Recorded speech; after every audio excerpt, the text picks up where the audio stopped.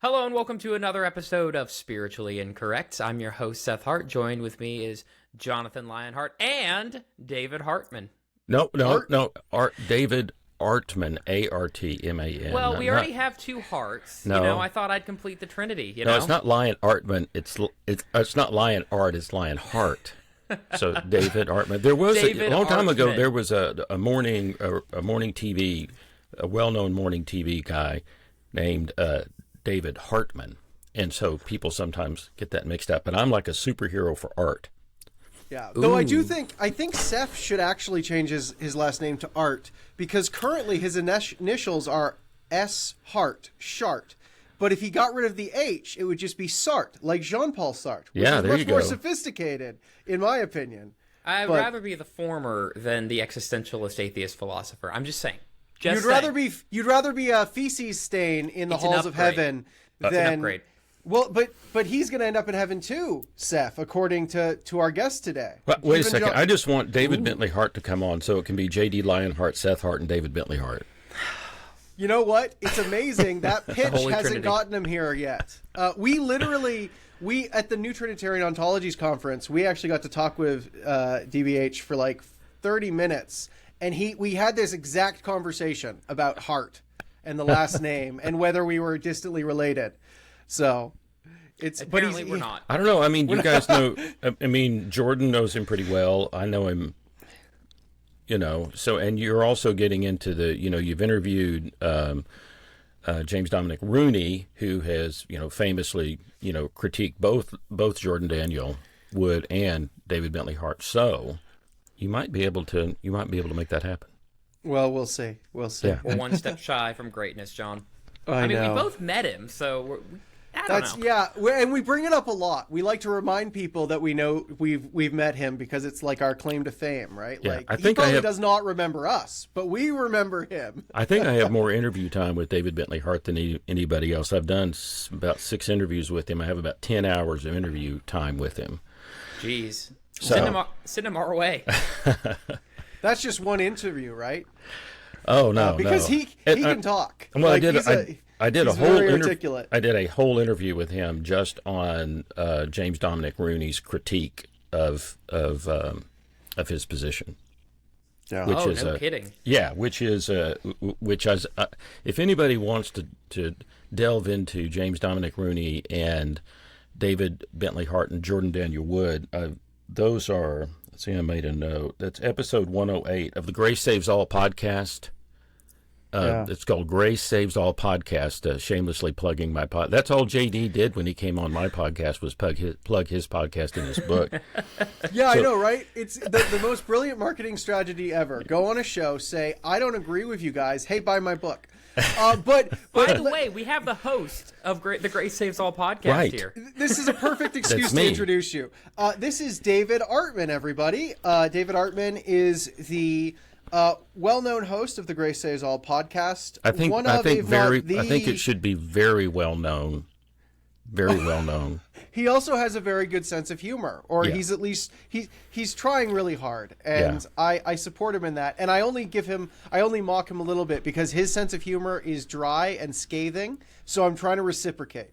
I'm trying to get ahead of it. Right. But he's the host of the Grace Saves All podcast, which I think is probably one of, if not the biggest Universalist podcast. It's just dedicated to that issue, right? Yeah, it's about the only podcast I know of that's just dedicated to Christian Universalism. And right now, I think I've had about as high as around 23,000 subscribers, almost 50,000 people listening monthly. And since I'm not a famous author like David Bentley Hart or J.D. Lyonhart, I don't have... I don't have name recognition. It's really what's going on is people are just searching for this term, Christian Universalism, universal reconciliation. So they come across my podcast. Well, and eventually everyone will come to your podcast, I think is the point. And wow. Right? Well, in the future years, when there will be Arminianism, Calvinism, and Artmanism. I've already got, because I've got a 5-point outline of picture of God, so I kind of fit in with those three. And I've got a friend right now who calls himself a 4-point Artmanist. Wow. Okay, You already have a convert. Yeah. You got it. I mean, Well, if you think about it- a semi-convert. Yeah. You know, he's only a 4-pointer. So your show is all salvation all the time. The Grace Saves All podcast, and then you have a book, the Grace Saves All, so the same name as the podcast itself. And we're gonna get into a bit more of a debate format later on in the episode. But to start off, we're just gonna do some Q&A about your book, Grace Saves All, and get to know you a little bit before we attack each other. Right. Right. Fantastic. Shake hands like an academic conference.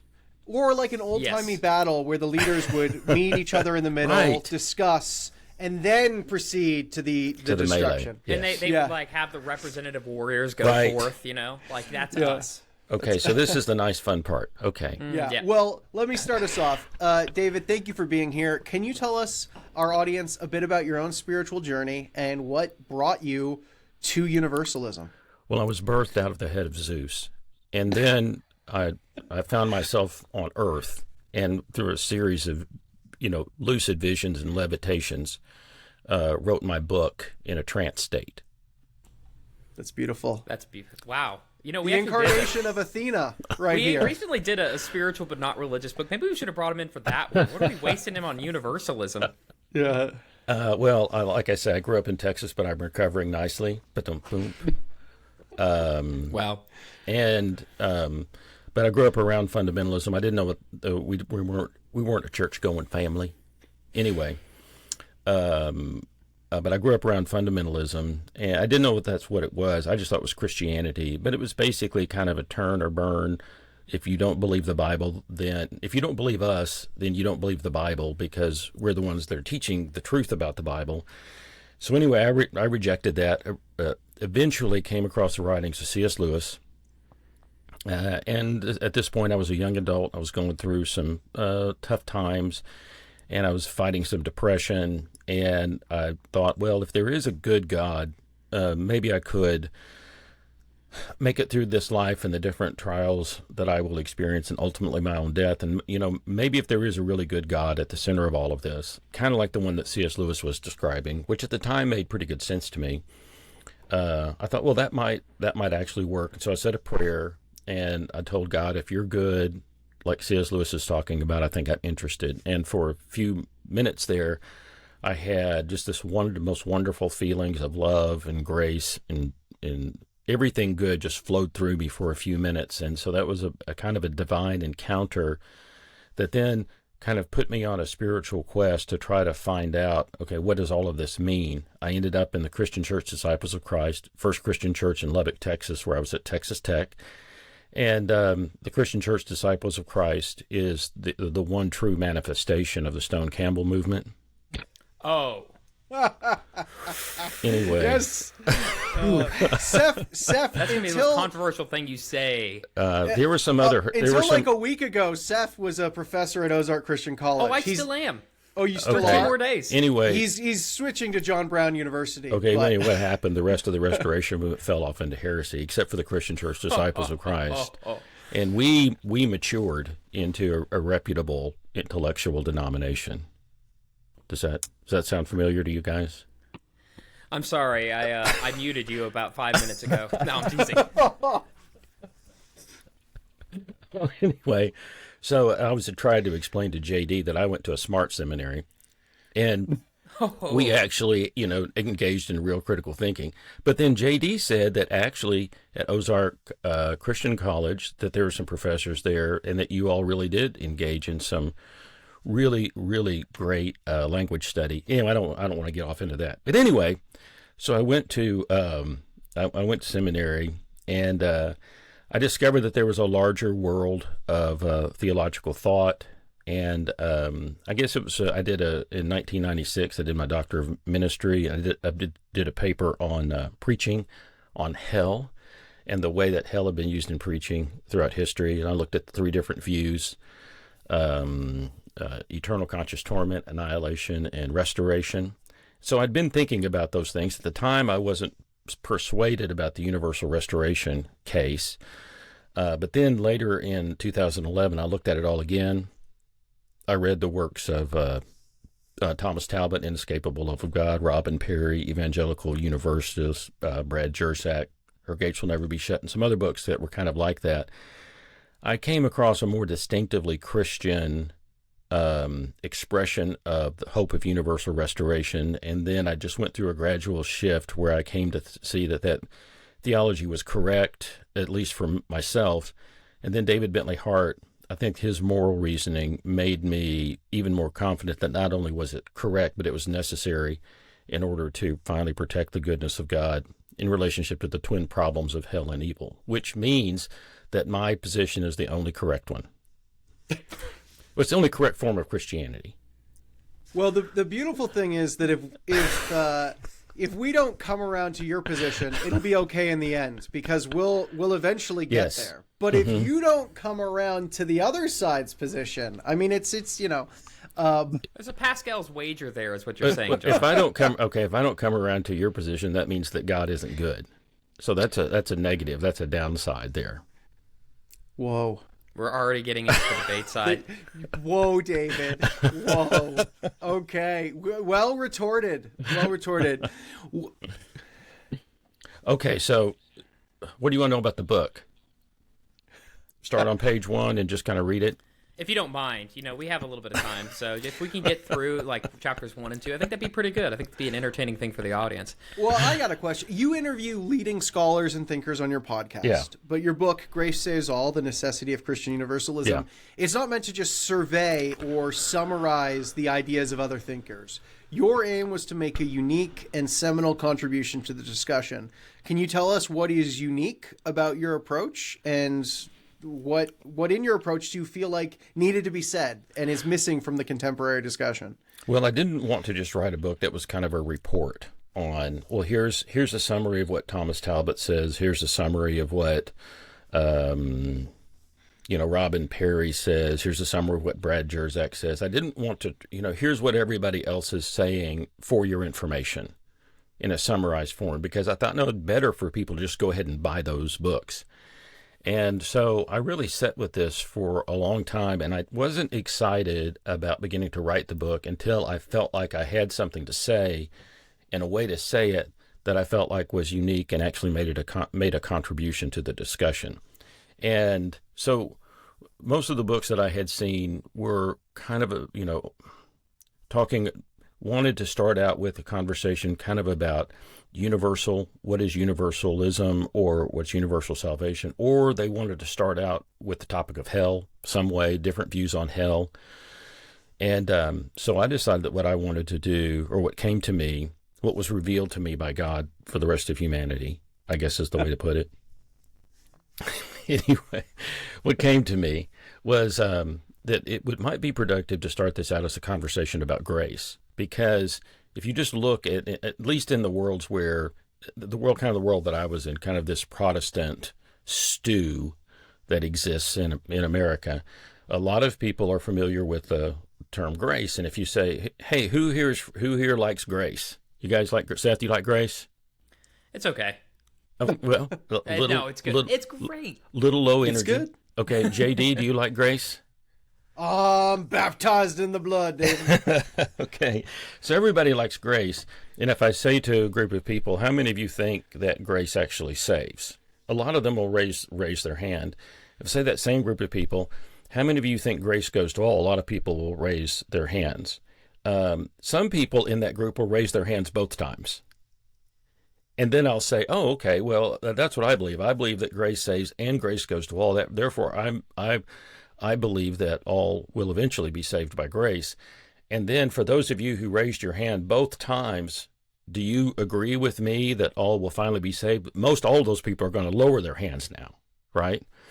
And then I'll have to ask the question, okay, which one of those ones did you give up when you lowered your hand? So I'll ask you guys, you raise your hand if you think grace goes to all. Okay, Seth at 17. Okay, raise your hand if you think grace actually saves. Salvific grace, sure. We can. I think most people would do that. Salvific, different kinds of grace. Okay, yeah. Yes. Yeah, so we get into that kind of discussion. JD, JD is hard to interview because he raises his hand every time, all the time, because he's in the paradox. So, trust me, he is so impossible to pin down on right, anything. right. It's all paradox all the time. No, like- I'm impossible to pin down, but also possible to pin down. It's both, Seth. It's both. It's not just both. It's 100% both. Yes. It's not just David, it's not 50%. thank you. Yeah, it's not 50% one, 50% the other. That wouldn't be a paradox. That would be a mixture. Artman's on board. He might be killing everyone on board, but he's on board. Can you write the sequel to his book? I might actually read that one, David. Yeah, it's full paradox. Full paradox. Monotheism 2. Mono 1, theism. Monophorism 2. Okay. So I wanted to really set out that I want to affirm that grace is God's way of actually saving people. And I wanted to affirm that grace actually goes to all. And I wanted to see if I could give a picture of God that has some biblical resonance and that finds support in the early centuries of the church. And so that was basically the project of the book. And then to answer questions that people would have. Well, what about this verse? What about that verse? What about the problem of mystery? What about the problem of free will? What about the book of Revelation? Kind of to anticipate the kinds of questions that people would ask. The book runs at about 2,000 pages. And then after that, no, the book is about 100 pages. The book is about 100 pages. And then after that, I give an annotated bibliography where people that are, if you're still interested and you want to go into more scholarly resources, I sort of cast myself as kind of a bridge character. I wanted to make an original contribution to the conversation, but I didn't want to act as if I'm a PhD expert in like patristics or something like that. So I would rely on the work of the scholars, but I did think that I had investigated it enough to feel confident that anybody who wanted to look further into it could find adequate scholarly support for these positions. And when I made my picture of God, I wanted to start out not just deconstructing, but constructing a picture of God that I think finds biblical support. And so I give a 5-point picture of God. This is where it kind of feels a little like Calvinism. God is the loving parent of all, who sincerely wants to save all, who in Christ has covered the sin of all, who is sovereign over all, and who will be all in all. And I give some biblical support and also evidence of different scholars throughout the history of the church that have affirmed these different points. So I just end up with a picture of God, a God who will finally be all in all. And that's my understanding of who God is. I believe I'm a Christian. I believe I fall within an orthodox expression of the Christian faith, at least as affirmed in the Apostles' and Nicene Creeds. I think Gregory of Nyssa would be happy with my theology and he would recognize it. And so I do want to fit in with an orthodox Trinitarian presentation of the Christian faith, one in which in which God will finally be all in all. So that was the project. And then I'd started the podcast to do interviews with different scholars and ministers and kind of regular folks who have been thinking about these issues. I think I'm on episode like 194 now. So there's a wealth of information for anybody that wants to find out more about Christian Universalism. I've interviewed, all the major scholars on the issue at this point, a number of times. So it's a great resource for anybody that wants to go further and explore this. That's impressive. We're only on like episode 60, and there's 2 of us. So if you divide it by 2, compared to you, relatively speaking, we're on episode 30. We're like 1/8 of your output. So well done. Well, I already have gray hairs. Well, for me, I retired from pastoral ministry, but I feel like this is something I really, really enjoy doing. It's a labor of love. I don't charge any money for the podcast. There's no hidden content. You guys have a paywall. You make people pay you money. If you want to hear more, pay us money, not me. I just give it all away. Give the whole conversation. Well, this is a great chance to pitch our Patreon account. Yeah. You can. David, for $5 a month. If you guys really want to pay people, go over and listen to the Spiritually Incorrect podcast and get the rest of the story for only $5 a month. Hey, now Well, this podcast ain't free. Well, for the record, We lose David, money on this podcast. we lose. Yeah, David. right now the paywall is only paying for the mics and the all that stuff. But Yeah. I take your Right. attack, David. I receive A it. worker is worthy of his wage. Oh, okay. Okay. Hey, Well, pastoral ministry. Did you get paid for pastoral ministry, sorry, David? I was breaking up. I couldn't hear that. Oh no, I love it. I love it. See, I told you, the man is scathing. I Right. love it. He Right. went right Seeing for it the already. jugular. Right. The money. I'm used to this. It's nice, friendly conversations with these guests. Yeah, but some of them go straight for their heart. Yeah, I see this. Yeah. Right. I'm ready to go. Hartman. Well, what happened is I was a normal person until I spoke with JD, and then this inner sort of rogue comedian suddenly appeared, and I haven't been able. He won't go away now. Yeah. You've been touched. JD has that corrosive effect on people's characters. Yeah, it's kind of like a second baptism of some kind. A reverse baptism. It unsaves you. So I do got a question, a follow-up. Okay. And in your book, this is kind of a two-parter. You describe in your book that salvation views for many Christians today are transactional. Can you first off, can you tell us a little bit, like, what does that mean? Okay, so let's say Seth. Let's pretend I'm God. Okay. And As you've been pretending the Yeah. whole episode. yeah, and it's like, and we get to the judgment, and then I say, so Seth, what do you got for me? And you say, well, I did this, and I did this, and I believe these things. And then I say, not sure that's enough. Can you give me a little more?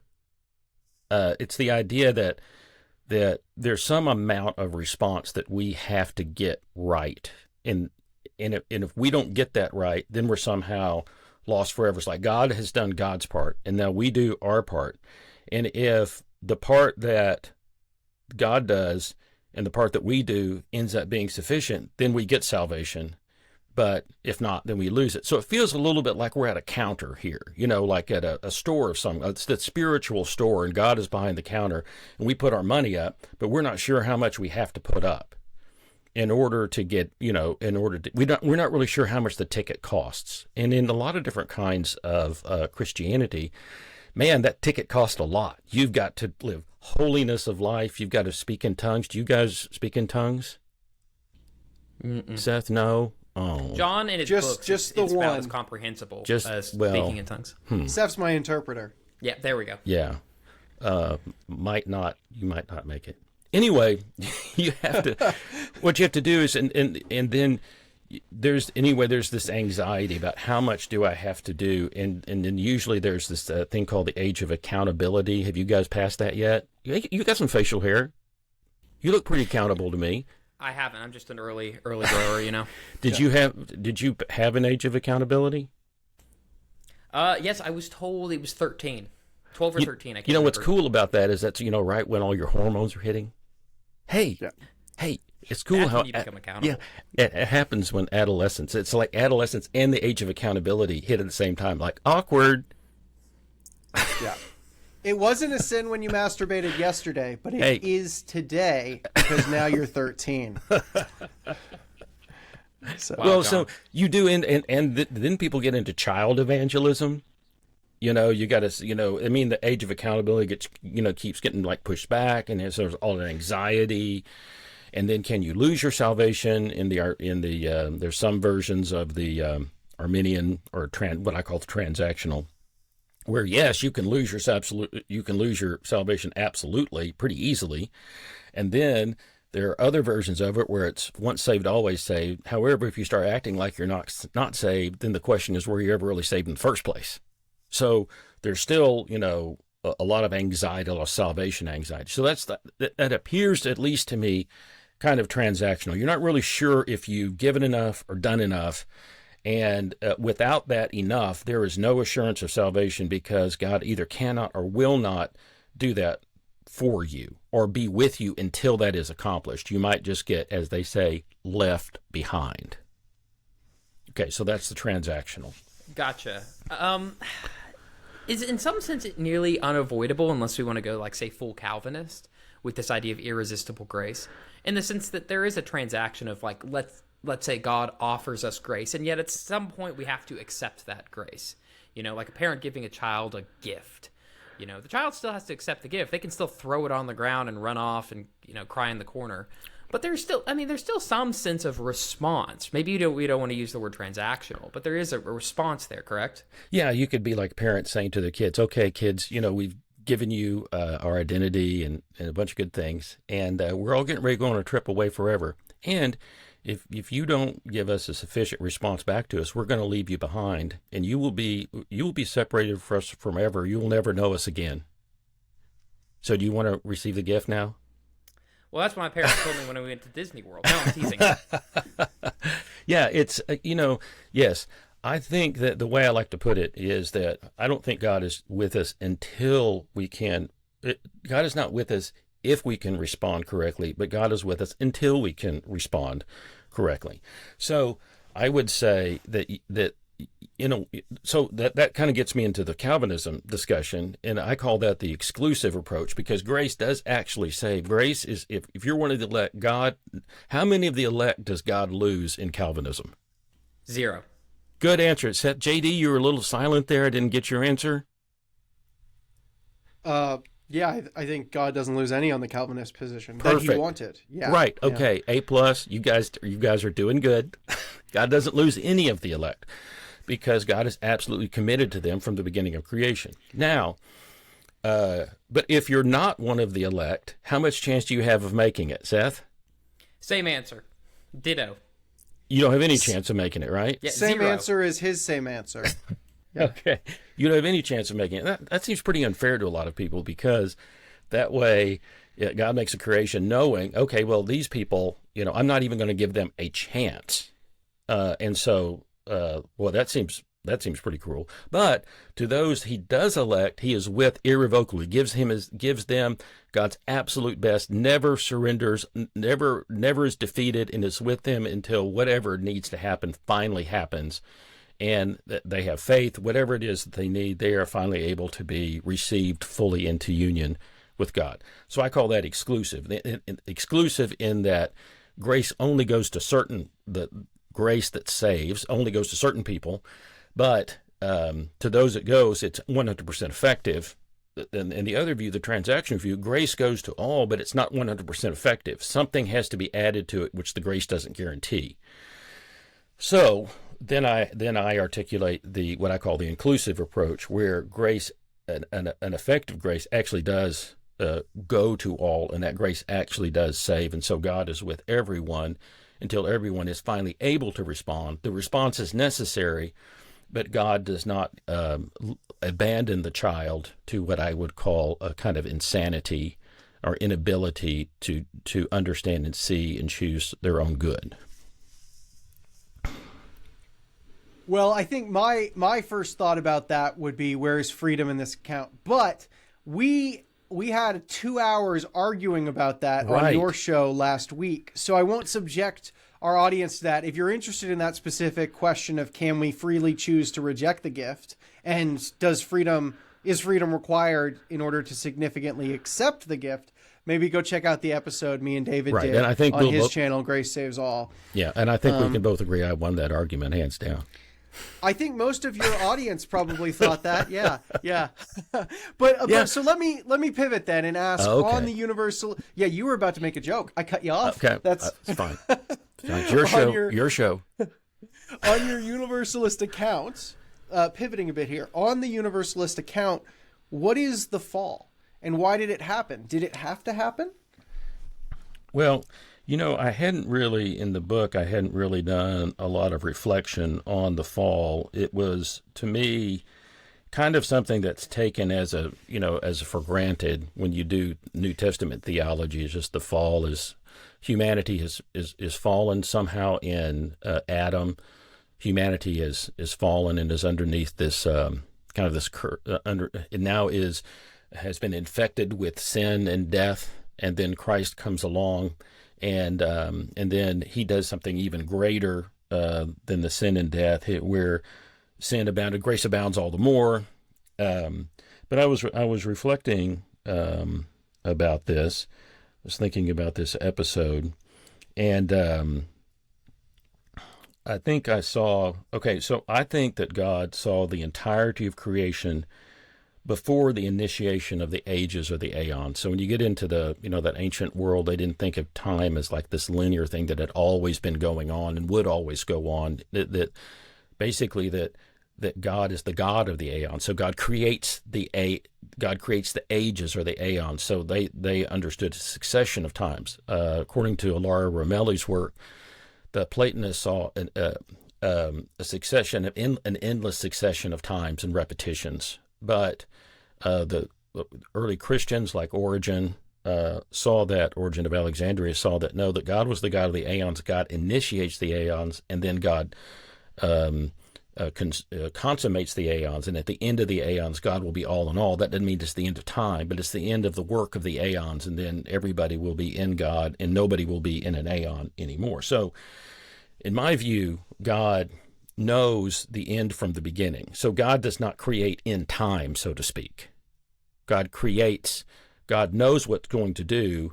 It's like if you can think of like time as kind of like the oven. So God puts all the ingredients in the cake, and then puts it in the oven. The oven is the aeons, is the ages, and then at the end of the ages or the aeons, then it's baked. The cake is fully baked. It is what it is, finally intended to be. Okay. How long does he set the timer for on the oven? Yeah, how many ages, how many aeons? And it seems like if you leave the cake in long enough, it's gonna burn, David. Well, it's interesting. Ephesians 2:7, Paul talks about the coming ages in which God will be showing God's greatness and goodness and glory. So this idea that there wasn't just that Paul was thinking from his perspective that there were still coming ages. He could use that kind of language. And in the New Testament, you get interesting phrases like they get translated into English forever and ever. But in the Greek, it's unto the ages of the ages, which suggests a very long period of time. So unto the ages of the ages, but then kind of suggests that at the end of the ages, God will be all in all. So it's a very long time, but it comes to an end, it comes to a conclusion. So Origen, for instance, would have thought, how long does it take? Well, it's kind of like if you have a child that's being really, really horrible, and you say, well, you're going to have to go be a timeout now. Well, how long does the timeout last? Well, in other words, forever. It lasts as long as it needs to last. You don't say to the child, well, timeout lasts 30 minutes, and if you don't have your attitude correct, we're going to dump you into the garbage can and set you on fire. So it lasts as long as it needs to last. That God is very patient in allowing people to come to their senses, kind of like in the parable of the prodigal son. Well, the one son needed to go and sow his wild oats, so to speak. The other son didn't need that, although he had some misunderstandings too. So, but God doesn't, the parable of the prodigal son, the prodigal comes home, but the father is not just partying with the prodigal, he's out with the other son. And you get the idea that he's out with him and he's not going to give up on him. He's not going to say, well, whatever, if you don't want to come back to the party, forget you. You're not one of my sons now. Yeah. So the ages last as long as they need to last. So in my view, the fall was not a surprise to God. So that God is not like, oh, I can't believe this happened. But I think part of a necessary calculation for the best possible creation, because creation can only be as good as it is allowed to be bad. So maximal good requires the allowance of maximal evil, but that maximal evil does not go beyond the point at which God cannot finally restore things. So I'd like to quote a Bible verse so that you can know that I've proved this. Would that be okay? Yeah. You got a largely Protestant audience. Okay, here we go. This. Okay, Romans 8:20. For the creation was subjected to frustration, not by its own choice, but by the will of the one who subjected it. There. Solved it. So God knows. Thanks for God coming. knows the big picture. The fall is part of his big picture, and so he's sort of using it for a purpose. And I'm wondering, it almost seems like you pivoted to genuine freedom there, where God knows that only maximal goodness can occur when maximal badness is allowed. Yeah, well, genuine freedom, I would say, it only occurs when people are fully in their right minds and they understand the truth of who they are and the nature of their being. So I would say that God allows a great deal of liberty, a great deal of space for us to rebel and to question and to fight. And to pursue evil to great depths far greater than I am comfortable with. But I think that in the calculus of creation, there is some type of metric by which the greatest good that if God, let's say if God had just limited the amount of rebellion or evil that we could, just to have a snarky attitude like you, JD, that could be the worst that anybody could ever do, but they couldn't actually ever harm anybody physically. Well, that we could learn a lot in that environment, but we wouldn't really understand what happens if we were allowed to do more evil. The more evil that we are allowed to do, actually, then there's the greater understanding of what that evil is, and then there's the good response that can come to it.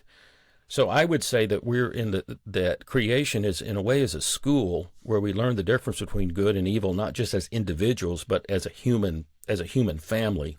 We can actually see and understand, and that way, when we are finally mature, then we'll be like an adult who can look back over their life and see those actual experiences and actually know, oh, that's why that's good. That's why this is bad. And so it's actual experience. And that's why God wouldn't just make us instantly fully mature, because then we wouldn't have all that background and back experience. And I think it's actually the way that we go through this world, and the evil attachments and the good things that we do, those go into forming our unique character.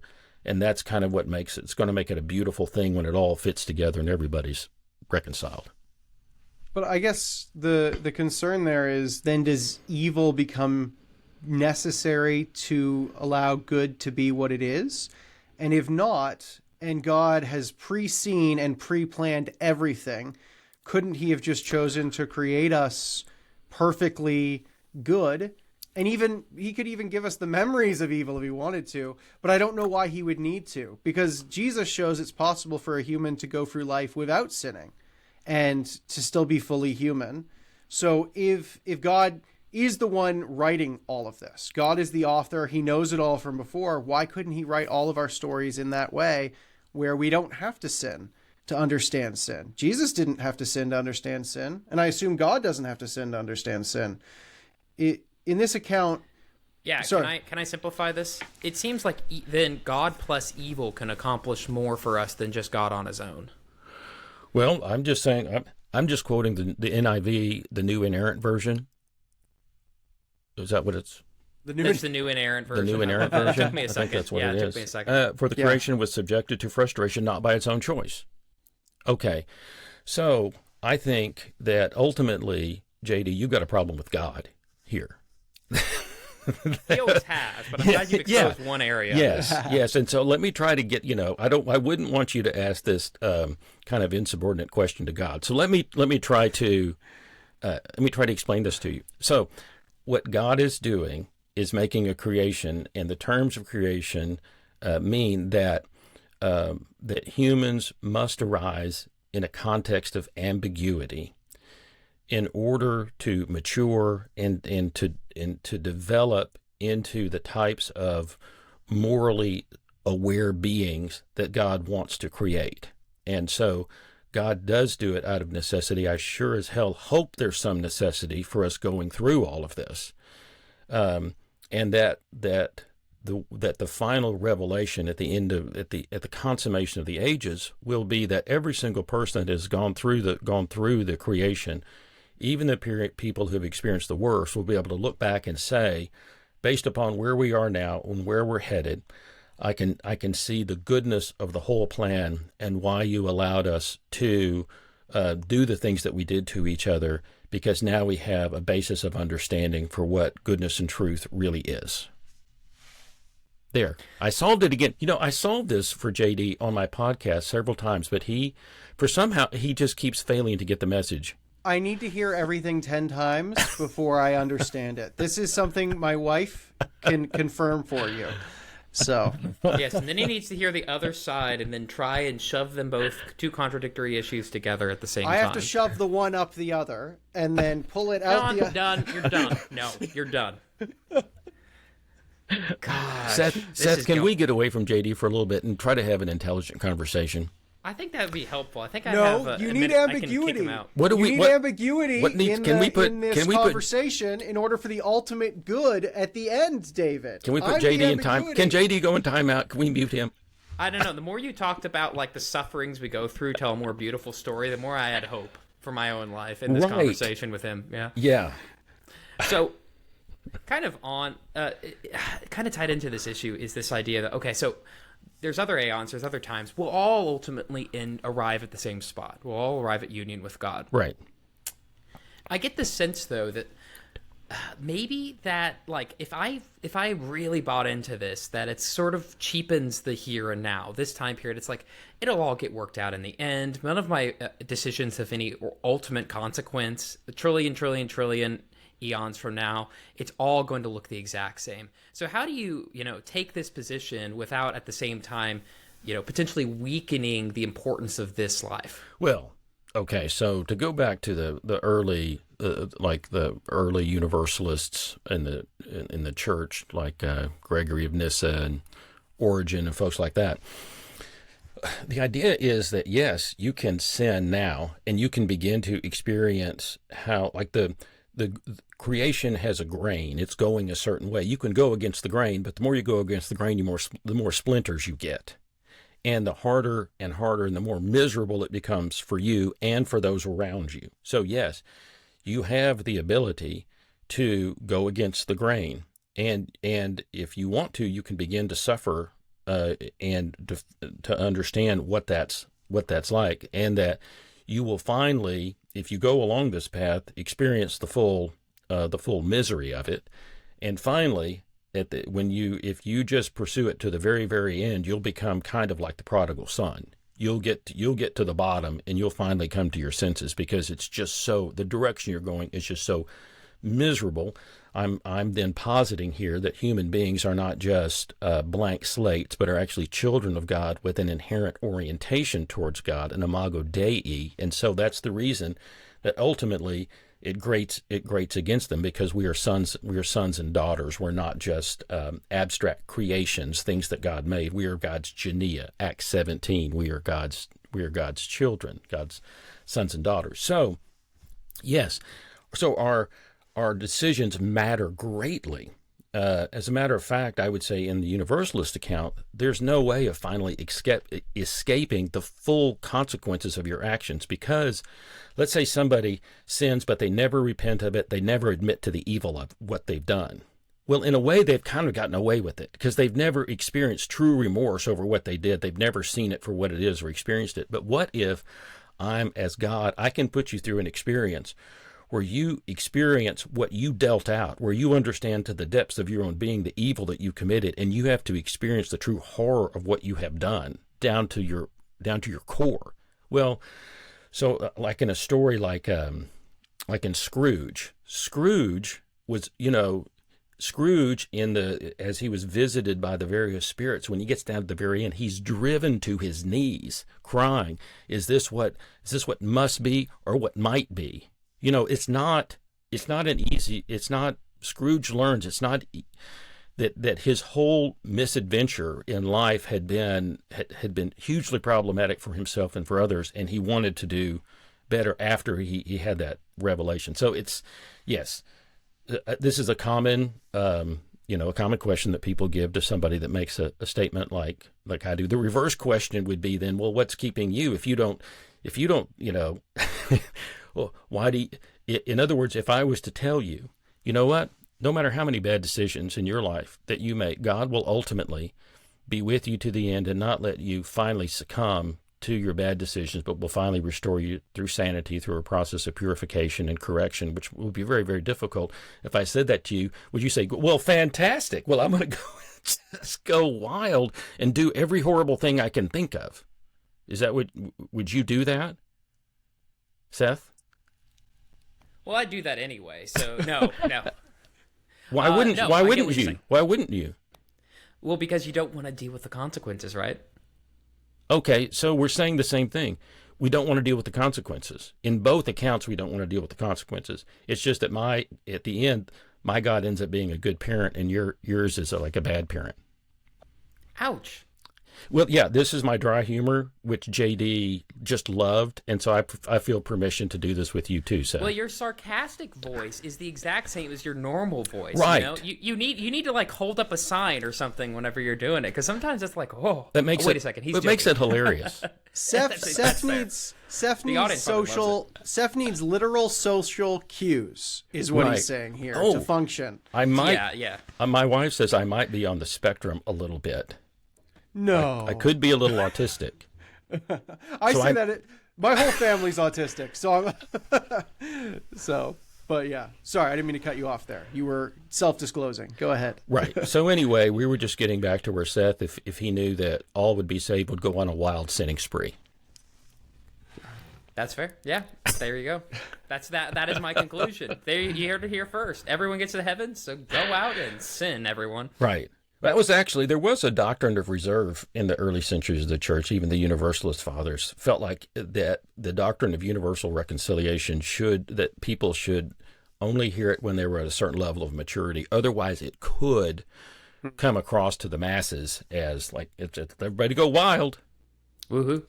Well, I think there's something there, like, I don't know if my kid, like, I would want my kids to evolve past just doing good things to avoid getting bad results. But when they're 5, I'm not sure how else to teach them, but anyways, well, thanks for that, David. Yeah. And let me pivot to our last question before we transition to a more informal debate type structure. Oh boy. Oh yeah, that's coming. In your book, you argue against someone merely hoping that universalism is true without actually explicitly holding to it. And that's an argument I've heard in a lot of universalist camps. You argue that if we recognize something is the best outcome, it's the best, most good outcome, and we believe that God is goodness itself, then it's irrational to posit anything of him that isn't maximally good. So if universalism is the good we hope for, it's not logical to posit anything other than universalism of a good God. I get that, and there's a way in which that makes sense, but does it prove little by proving too much? And what I mean there is, what one thinks is good about every theological position would then be something that they don't hold tentatively or humbly, but absolutely on such a case. For how could God not do everything that I think is best and good? Are we not then left with no humility about anything, ever? I can. You guys just having a problem accepting I'm absolutely right about this. And there's that humility that I just pointed out, David. Yeah, it's actually impossible that I'm morally confused on this issue, because the clarity of it is just so it's just so perfect. But let me back up a little bit. When I wrote the book, I wanted to be careful that I said that I thought that hopeful universalism was a big step forward for a lot of people, and that when you get to a theology of hopeful universalism, you're making a lot of the same arguments that a more confident universalist would make, except you would say something like, I have an extraordinary hope that the goodness of God will finally reconcile all to himself. I fully expect that to happen, but there may be some exigencies that I'm not aware of that could prevent that final outcome. I don't want to put myself as a judge of God, and I don't want to act like I understand, the complexities of everything. And so I'm finally content to let God be the final arbiter of these things. Well, I think that's wrong, but I think it's a big step forward for a lot of people. And it's as far forward as a lot of people can finally go, because for a lot of people, if you express like a confident universalism, or I may have even accomplished an arrogant universalism. Now that I think about it. But anyway, if you get as confident as I am about it, well, there are a lot of Christian churches, institutions, organizations that will, say, well, so long, farewell. You're not a part of our group. You're not a part of our group anymore. You've exited the acceptable range of theological opinion here, and we might even think of you as a heretic now. And I would just like to say that I think I'm more spiritually incorrect than either of you. Because, according to James Dominic Rooney, at least, I'm with Hart in the heretic camp. I mean, and James Dominic Rooney is a OP, and that's, let's see, he's the one you just interviewed. My Facebook Messenger just lit up. James Dominic Rooney just messaged me twice. I look forward to seeing what that message was. You summoned him, David. Okay, so summoned him. Okay, so Father Rooney is an OP, an abbreviation for the Dominican order, which was founded in 1216 in order to preach the gospel and oppose heresy. Okay, so he's a Dominican, so his very order was found 1216 to oppose heresy. And in his own work, he refers to, according to Rooney, he said, this was in the interview he did with Swan Sana on his podcast, Intellectual Catholicism. On that podcast, Rooney says that there was a Synod of Bishops in 1992 that condemned the idea that there is no possible hell, and further, that the CDF, the Congregation for the Doctrine of the Faith, which works to clarify Catholic teaching, issued a document condemning universalism again. So the CDF, the Congregation of the Faith, has condemned universalism, and Father Rooney is an OP in the Dominican order founded in 1216. Now, here's a good question. Do you know what the previous name of the Congregation of the Doctrine of the Faith was in the Catholic Church? It had a previous name, but it was renamed the Congregation for the Doctrine of the Faith. What was its first name? McDonald's. I don't know. Okay. First thing that came to mind. Okay. Nick Faithful. The first name was the Supreme Sacred Congregation of the Roman and Universal Inquisition. Ooh. And nobody expects the Spanish Inquisition. That's good. That's a Monty Python callback. Reference. Yeah. Well, anyway, so I think I would have qualified as a heretic. I think that for some people today that I do qualify as a heretic because I've got this sort of super confident, you almost call it an arrogant kind of universalism, because what I'm saying is that Christian universalism is the only morally coherent version of the Christian faith that there is. I think anything that falls less than that ends up introducing darkness into the character of God, and I think God is supposed to be a being of light in whom there's no darkness at all. And so I think hopeful universalism introduces a little bit of darkness, a little bit of possible darkness into the character of God. My position is, if it's even possible that all are not saved, then God has forfeited his goodness in the wager of creation. Yeah. Well, I mean, in our discussion on your podcast, I got into how, it makes sense on how, if God allows darkness eternally, everlastingly in hell, that, how is that consistent with his goodness? And I don't quite know how to solve that.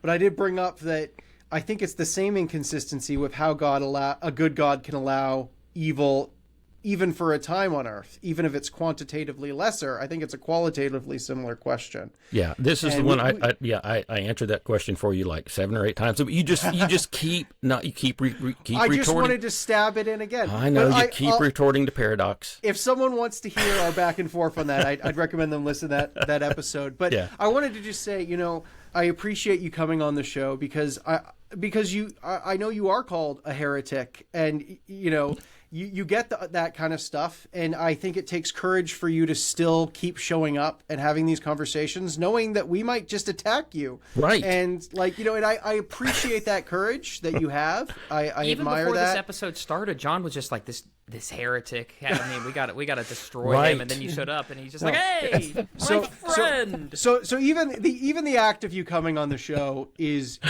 we don't take that for granted. This isn't quite the same as when we have other people on the show and it's just, we're debating, like you're doing something brave by continuing to have these conversations. Well, my wife, we appreciate that. And let me just interject this. My wife got a PhD from the University of Chicago. And when she was going through that process, her doctoral advisor said, remember that what you're doing in your doctoral thesis is that you're making an argument. And so what I learned is that people that get PhDs make the best, strongest argument they can, and they present it, and they argue with each other, and then they go have coffee. And, and that's just what you do. So the most respectful thing that you can do is bring your absolute strongest argument to the table, and then let's talk about it. So, in one sense, I'm being a provocateur. In another sense, I'm just honestly bringing to you my conclusion. It's a somewhat bracing conclusion that I've reached. I understand that, but I'm not going to fail to present it. I'm not going to be apologetic about it. And we can talk about it, and we can, disagree agreeably and have fun and have a good discussion, and then we can all agree that I'm right. Well, it's interesting. It's interesting because literally on the Jordan Wood episode we did, someone just commented today, basically telling me I was going to hell for saying that you weren't going to hell, for saying that everyone wasn't going to hell. And it was interesting because I was going to hell, not even for holding to universalism, but just for saying, hey, this is a conversation worth having. So I imagine it's much harder for you. But Seth, you were about to speak and transition to the next piece of the episode. Absolutely. And I wasn't joking, by the way. James Dominic Rumi literally messaged me the second you said his name. Mm-hmm. You summoned him. Well, did he say "shut up" about me, guys? We had a long back and forth in the days of Twitter, in which we had got into considerable disagreements about all of this. Yeah. Anyways, go ahead, Seth. Yeah, this has got to be the point where we transition. If you want more from this, where we actually have a sort of mock debate. Yeah. For $5 a month, join our Patreon. You get early access to that. No, you're not going to put this behind the paywall, please. Only for a week or two. It's going to be early access. Only early access. We're releasing. So if you want the rest of the debate, because we're now going to get into a debate, that'll be on our Patreon. But it'll be released later. So if you want to be notified when it'll be released, go ahead and subscribe, and you'll see the rest of the interview. Are we ready to rumble? So, as we just said, there's going to be a three-way debate. Me, Seth versus David Artman.